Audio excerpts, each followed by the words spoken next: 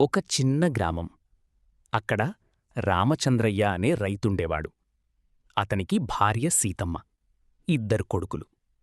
పెద్దోడు రాజు, చిన్నోడు కార్తీక్. రాజు చిన్నప్పట్నుంచే తండ్రితో పొలానికి వెళ్లి కష్టపడేవాడు. కాని కార్తీక్ మాత్రం చదువులో చాలా తెలివైనవాడు. సీతమ్మ ఎప్పుడూ చెప్పేది, ఒకడు కుటుంబానికి బలం, మరొకడు కుటుంబానికి గౌరవమవుతాడు అని. కాలం గడిచింది. ఇంట్లో పరిస్థితులు బాగా లేకపోయినా రామచంద్రయ్య తన చిన్న కొడుకుని పెద్ద చదువులు చదివించాలని నిర్ణయించుకున్నాడు. పొలమమ్మాడు, బంగారమమ్మాడు, అప్పులు చేశాడు. కార్తీక్ని హైదరాబాద్కు పంపించాడు. వెళ్ళే రోజు రాజు తన కొత్త బట్టలు కూడా తమ్ముడికి ఇచ్చేశాడు. నువ్వు బాగా చదువురా, మన ఇంటి పరిస్థితి మారాలి అన్నాడు. కార్తీక్ కళ్లలో నీళ్లు వచ్చాయి. అన్నా, అన్నా, నేను పెద్ద ఉద్యోగం చేసి మిమ్మల్ని రాజుల్లా చూసుకుంటా అన్నాడు. అందరూ ఆశతో ఎదురుచూశారు. కొన్ని సంవత్సరాల తర్వాత కార్తీక్ సాఫ్ట్వేర్ ఉద్యోగం సంపాదించాడు. పెద్ద కంపెనీలో పని, మంచి జీతం. ఇంట్లో అందరూ ఆనందపడ్డారు. కాని ఆ నగర జీవితం కార్తీక్ని నెమ్మదిగా మార్చేసింది. ఫోన్లు తగ్గిపోయాయి. గ్రామానికి రావడం తగ్గిపోయింది. ఒకరోజు సీతమ్మ ఫోన్ చేసింది. బాబూ, నీ నాన్న ఆరోగ్యం బాగోలేదు, ఒకసారి రా అంది. అమ్మా, ఇప్పుడు చాలా బిజీ, తర్వాత వస్తా అన్నాడు. ఆ తర్వాత ఎప్పుడూ రాలేదు. ఒక రాత్రి రామచంద్రయ్యకు గుండెపోటు వచ్చింది. గ్రామంలో సరైన హాస్పిటల్ లేదు. రాజు తన తండ్రిని ఆటోలో పట్టుకుని పట్టణానికి తీసుకెళ్లాడు. వర్షం, చీకటి, రోడ్లు కూడా బాగోలేవు. హాస్పిటల్కి చేరేసరికి డాక్టర్ ఒక్క మాట చెప్పాడు. కొంచెం ముందే తీసుకొచ్చి ఉంటే బ్రతికేవారు. రాజు అక్కడే కూర్చుని ఏడ్చేశాడు.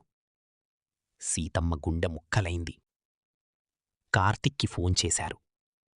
అతను ఉదయానికి వచ్చాడు. తండ్రి శవం చూసి నిలబడలేకపోయాడు. తండ్రి జేబులో ఒక మడిచిన కాగితం కనిపించింది. అది కార్తిక్ చిన్నప్పుడు రాసిన లేఖ. నాన్నా, నేను పెద్దోడ్ని అయ్యాక మీ ఇద్దర్నీ చాలా సంతోషంగా చూసుకుంటా అని ఉంది. ఆ కాగితం మీద కన్నీ. రోజులు గడిచాయి.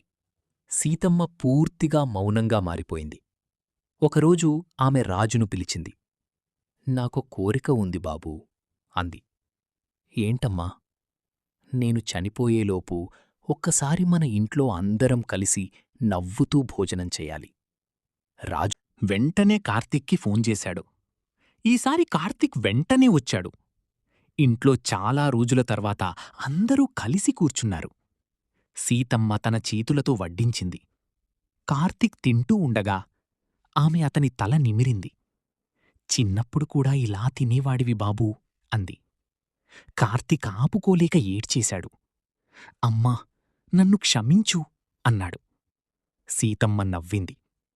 తల్లిదండ్రులు కోపం పెట్టుకోరు బాబూ, కాని పిల్లలు దూరమైతే చాలా బాధపడతారు అంది.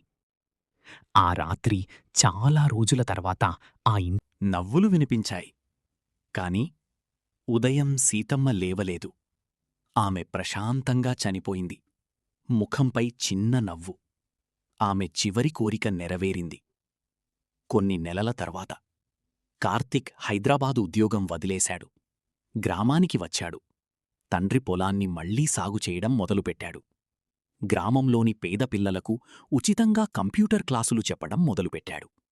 ఎందుకంటే అతనికి చివరకు అర్థమైంది, డబ్బు సంపాదించడం గొప్ప కాదు, మనకోసం ఎదురుచూసేవాళ్లతో సమయం గడపడం గొప్ప.